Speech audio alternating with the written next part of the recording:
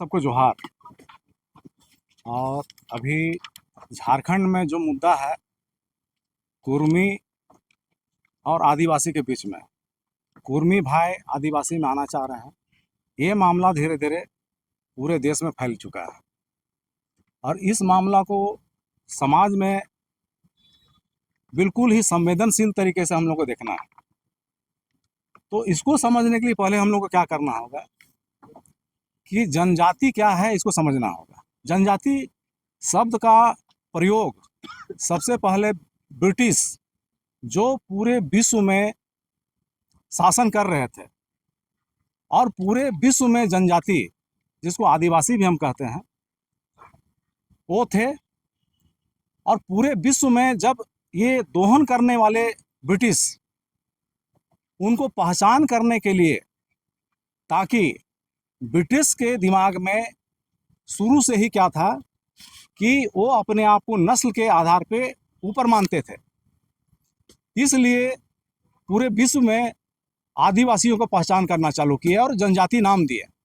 लेकिन मज़े की बात है कि जनजाति मतलब आदिवासी, उनको जो नाम दिया गया, जो जंगल में रहते थे, पहाड़ में रहते थे, समुद्र में रहते थे, उनको जंगली असभ्य के रूप में देखा गया और अपने जो ब्रिटिश के लोग थे उससे असभ्य के रूप में देखने का काम किए। इस भावना के आधार पे आगे हम लोग बढ़ते हैं। अब भारत में जो भी ट्राइबल है, तो आज़ादी के समय में कई ट्राइबल का नाम शुरू में ही चढ़ गया और कुछ बाद में चढ़ा। तो उसमें लोकुर कमेटी में जो पॉइंट है, 5 पॉइंट, ये अभी हम लोग सबको जान रहे हैं। आदिम जनजाति, गुण का विशिष्ट संस्कृति, भौगोलिक अलगाव, समुदाय से संपर्क में संकोच, आर्थिक और शैक्षणिक पिछड़ापन। तो ये आया कहाँ से, इसको जानना होगा। तो ये जो लोकुर कमेटी में जो भी आया है, ये 5 पैरामीटर, इस 5 पैरामीटर को एंथ्रोपोलॉजी के जो बड़े बड़े वैज्ञानिक थे, जिनमें कुछ का नाम हम बताना चाहेंगे, Ralph Linton, Lucy Mayer, L M Lewis, D N Majumdar, G W B Harding Forts, Oxford शब्दकोश, इंपीरियल गेस्टियर, इन लोग कई तरह से परिभाषित करने का कोशिश किए। और परिभाषित करने के बाद उनमें से जो मुख्य मुख्य बिंदु हैं, मुख्य मुख्य गुण हैं, उन गुणों के आधार पे लोकुर कमेटी का निर्माण हुआ, जिससे भारत में अभी पहचान होती है और ट्राइबल लोग उसमें जाते हैं।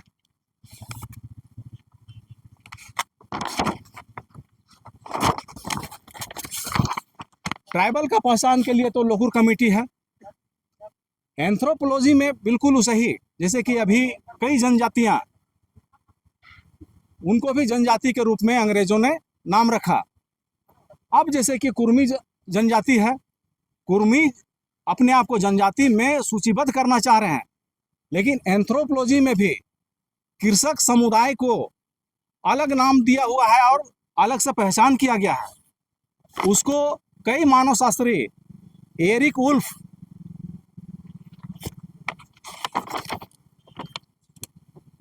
Alfred Kroeber, Theodor Shanin, Marshall D Sahlins नामक वैज्ञानिक ने उन्हें अलग से परिभाषित किया है। उनका कहना है कि कृषक और फार्मर में अंतर है। कृषक का मतलब हो गया गरीब, लेकिन छोटे भूखंडों में जीवन यापन करने के लिए कृषि का उपयोग करते थे और कृषि का उपयोग में वो व्यापार नहीं करते थे, केवल अपने परिवार के भरण पोषण का उपयोग खेतिहर का काम करते थे। इस कैटेगरी में कुर्मी समुदाय को रखा गया। ये वैज्ञानिक तथ्य है, जिसके कारण में किसी भी हाल में ये कुर्मी भाई आदिवासी में नहीं आ सकते हैं। अब हमारे पास डाल्टन का भी किताब है, डाल्टन का किताब हो गया, फिर रिजले सर का भी किताब है। उसमें भी सीधे ये कहा गया है उनका संबंध मराठा से है। फिर कृषक के रूप में इसमें डिनोट किया गया है। अब उन लोग कहते हैं कि हम लोग यहीं पे शुरू से रहे हैं। उन लोग कई बार रिजले सर का नाम लेते हैं और रिजले सर का ही किताब में उनका कृषक के रूप में बता रहा है, और डाल्टन के किताब में भी बता रहा है कि वो मराठा से संबंध है। उन लोग कहते हैं कि हम लोग बिहार के लोगों से कोई संबंध नहीं है, लेकिन अंग्रेज के समय में बिहार, झारखंड, बंगाल नहीं था, बंगाल प्रेसिडेंसी था। बंगाल प्रेसिडेंसी में पूरा इलाका टोटल जो बांग्लादेश हो गया, बंगाल हो गया, उड़ीसा, बिहार, झारखंड और कुछ उत्तरी क्षेत्र भी आते थे। इसलिए उनका ये दावा खत्म होता है। एक और चीज कहना चाहते हैं कि एंथ्रोपोलॉजी में ही एक शब्द आता है जिसको हम लोग को समझना होगा। एक शब्द आता है जो वैज्ञानिक तरीके से प्रूव्ड है, जिसको कहते हैं जनजातीकरण। जनजातीकरण का मतलब हो गया आदिवासी सबसे पुराना रहने वाले लोग हैं, आदिम जमाने से हैं। वहाँ पे कोई गैर आदिवासी अगर रहता है तो आदिवासियों का कल्चर उनमें धीरे धीरे समावेश होता है। इस चीज को क्या कहते हैं हम लोग? जनजातीकरण।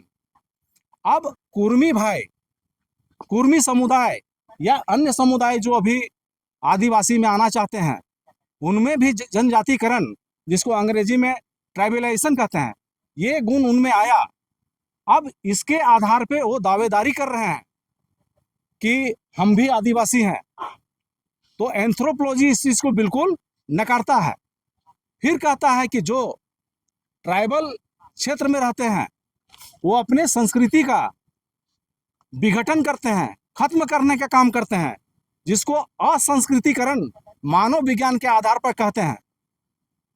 इसका मतलब उनका जो मूल है, अपनी संस्कृति, अपनी सभ्यता, उसको छोड़ देते हैं।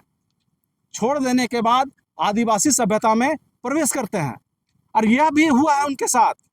साथ ही साथ आदिवासी समुदाय में घुसने के लिए अभी और 5-6 जातियां लगी हुई हैं।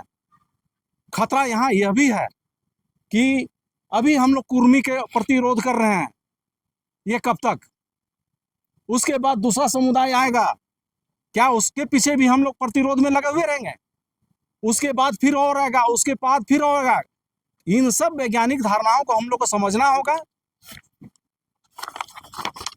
और एक चीज और है, विज्ञान के ही किताब में, मानव शास्त्र के किताब में ही साफ साफ शब्दों में लिखा हुआ है कि लोग, कुछ समुदाय अनुसूचित जनजाति बनना क्यों चाहते हैं।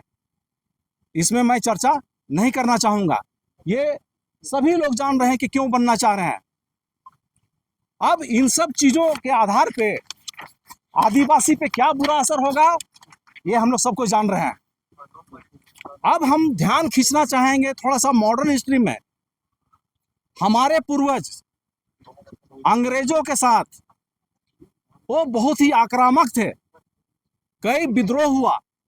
सभी विद्रोह का नाम हम लेना नहीं समझते हैं। और भाषाई प्रॉब्लम था, अंग्रेजों के साथ हमारे पूर्वज का वार्ता नहीं हो पाती थी, क्योंकि हमारे पूर्वज की भाषा और उनकी भाषा में बहुत ही अलग थी। कभी भी वो टेबल टॉक करने का काम नहीं किए, वो सीधे क्या आक्रामक तरीका से हमला करने का काम किए, जिसके कारण अंग्रेजों में आदिवासियों के प्रति भयानक भय था। इस चीज को हम लोग समझना होगा। जब तक इन बातों को हम लोग नहीं समझेंगे, तब इसके जड़ तक हम लोग नहीं पहुंच सकते हैं। तब अंग्रेजों ने क्या किया, बड़े बड़े मानव शास्त्रियों को, रिजले सर, डाल्टन सर, इन लोगों को यहाँ पे मानव शास्त्र के आधार पे भाषाई पहचान करने के लिए, नस्लीय पहचान करने के लिए यहाँ पे सर्वे कराए, ताकि इनको हम पहचान सकें कि कौन किस कहाँ का कौन जनजाति है, कौन भाषा बोलता है। अब यही मुद्दा है जो कई लोग दावा करते हैं कि आजादी के पहले जो जनगणना हुआ, 13 का नाम आता है दादा, फिर 31 का नाम आता है, कि उसमें मेरा नाम था। तो हम लोग को ये ध्यान देना होगा, आप पूरे झारखंड नहीं, पूरे भारत के आदिवासी, गैर आदिवासी, यहाँ तक कि जो आदिवासी में घुसने की मंशा बनाए हुए हैं, उनको जानना होगा कि उस समय अगर सूचीबद्ध किया था अंग्रेज, तो आपको कोई संवैधानिक लाभ देने के लिए नहीं किया था। वो कहीं अगर आंकड़ा में नाम लिखा है तो केवल और केवल मकसद था अपने प्रशासन शासन को मजबूत करने, और आपने जो आक्रामक तरीके से हमला किया उससे बचने के लिए और आपको नियंत्रण करने के लिए किया है, न कि कोई लाभ देने के लिए।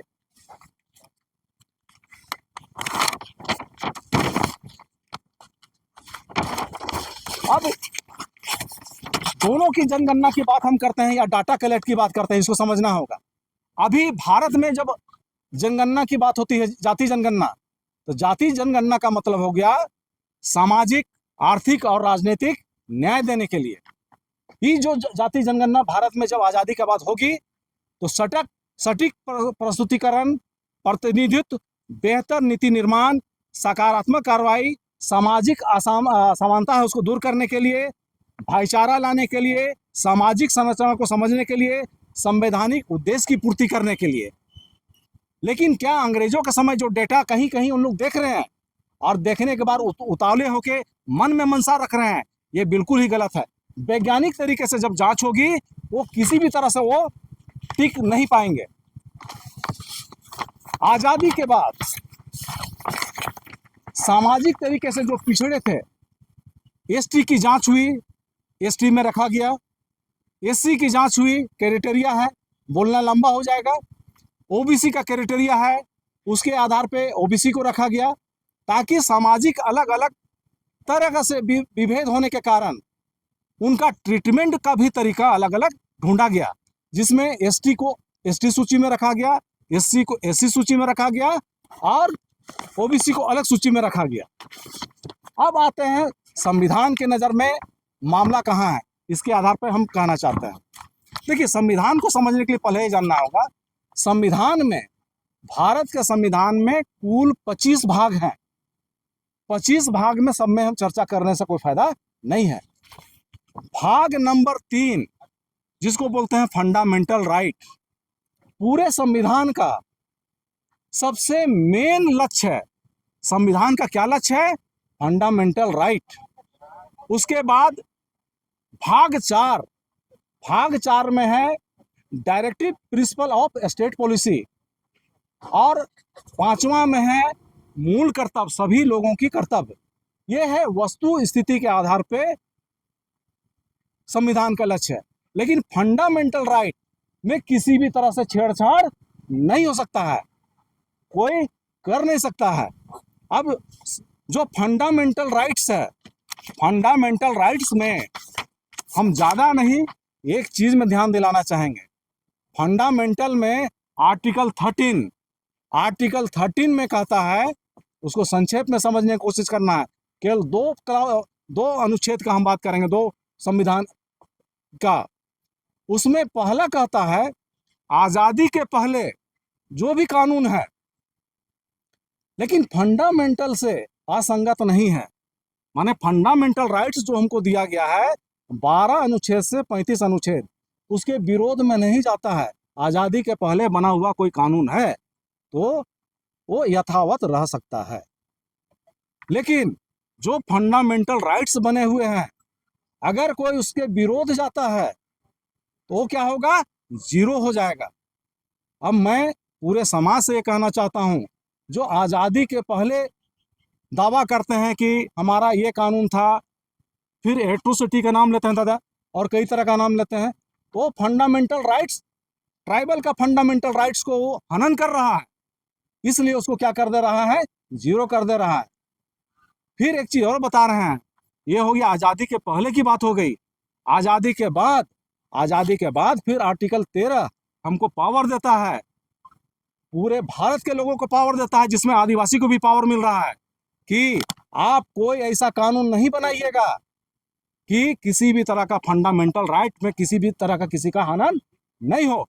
तो केंद्र सरकार, राज्य सरकार और कोई स्थानीय सरकार किसी भी तरह का कानून नहीं बना सकती है जिसमें कुर्मी या कोई अन्य आदिवासी बनना चाहेंगे तो उससे फंडामेंटल राइट मेरा हनन होगा।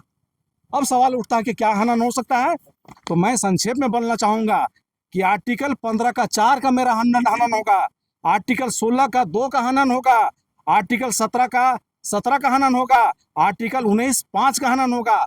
इसके अलावा ये हो गया मेरे फंडामेंटल राइट्स में। फंडामेंटल राइट्स में कोई भी हमको छेड़छाड़ नहीं कर सकता है। फिर कहता है कि आर्टिकल 29, ये हो गया अदर फंडामेंटल राइट से फंडामेंटल राइट में। फिर आर्टिकल 46, फिर आर्टिकल 243 का घ, आर्टिकल 243 का न, आर्टिकल 244, आर्टिकल 244 का, आर्टिकल 330, आर्टिकल 332, ये सभी सारे आदिवासी को दिए गए हैं। आर्टिकल 334 का आर्टिकल 335, आर्टिकल 338 का आर्टिकल 339, आर्टिकल 342, आर्टिकल 366, माने सभी ये किसको दिए गए हैं? ट्राइबल को। अब कहता है इसमें समझने की कोशिश करना है, एक फंडामेंटल राइट में, एक अदर में, इन दोनों में जब हमारा हनन होगा, अगर फंडामेंटल राइट में हनन होगा तो प्रोटेक्शन देने के लिए हमारा आर्टिकल 32 खड़ा है। फिर अगर फंडामेंटल राइट से अगर कोई किसी भी आर्टिकल में हमारा हनन होता है तो आर्टिकल 226 हमारा प्रोटेक्शन में खड़ा है। ये सभी आदिवासी भाई को जानना होगा। और साथ ही साथ 5वीं अनुसूची, 6ठी अनुसूची भी हमारा है। इन सब हनन होने के कारण कोई भी आर्टिकल 13 के आधार पर अंग्रेज के पहले का कानून और अंग्रेज के बाद का कानून, नया कानून बनने की संभावना ही नहीं है। इसलिए जो अन्य लोग मनसा बनाए हुए रखे हैं उनको भी जानने की कोशिश करना है। लेकिन अब हम लोग को करना क्या है? हम अपने भाई बंधु आदिवासी समाज, झारखंड नहीं पूरे भारत में हम चाह रहे हैं, इस ढंग से हो क्या रहा है, ब्रिटिश समाज में, ब्रिटिश साम्राज्य के समय में कुछ त्रुटियां हुई, जाति जनगणना में भी त्रुटियां हुई, नस्लीय वर्गीकरण में त्रुटि हुआ, भारत के आदिवासी का कस्टमरी लॉ लिखित नहीं है, मौखिक है हमारा, उससे भी दिक्कत हो रहा। फिर जानकारी का अभाव, जनजातिकरण का बढ़ता हुआ प्रभाव, असंस्कृतिकरण के कारण और जितने एंथ्रोपोलॉजी के कारण में कई तरह का ये कुप्रभाव पड़ रहा है, जिससे गैर लोग आदिवासी में घुसना चाह रहे हैं। इसके लिए हम लोग चाहते हैं कि एक आपस में बैठक करें और सभी आदिवासी भाई में जागरूकता होनी चाहिए। बौद्धिक जन सब आवाज़ उठाने की कोशिश कीजिए ताकि हम लोग क्या करें कि आगे कड़ा से कड़ा कानून बने